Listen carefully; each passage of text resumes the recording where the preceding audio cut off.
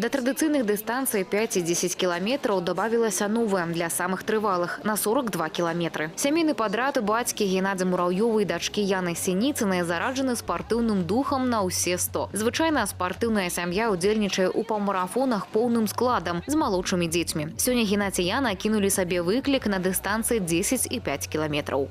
Я бегаю уже 2,5 года, поэтому практически каждый день.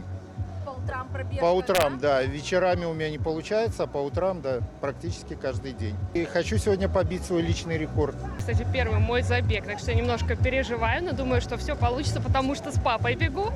Да, вообще очень атмосфера здесь классная, волшебная, все такие довольные. И, конечно, хочется себе вызов бросить. И ждать меня надо в следующий раз на 10 километров. 2, 1,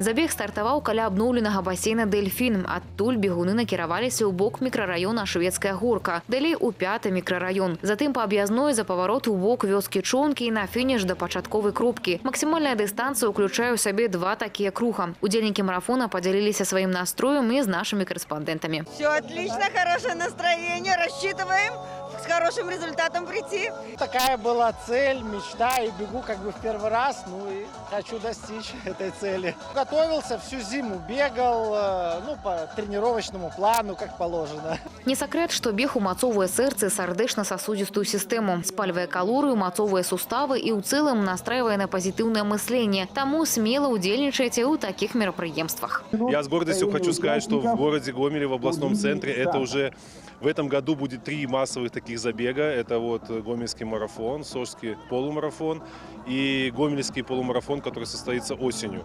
Он называется у нас первый. Почему? Потому что это первый марафон вообще в беговом сезоне в Республике Беларусь.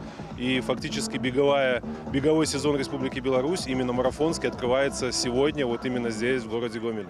Падчас марафону былі арганізаваны пункты харчавання і асвяжэння. Кожны удзельнік атрымаў стартавы пакет і медаль на фінішы. Пераможцаў у заліках тых, хто падняўся на п'едэстал, узнагародзілі прызамі. Першым марафонцам, які прабег дыстанцыю 42 кіламетры, стаў Сергей Краўчэня з Жыткавіцкага раёна.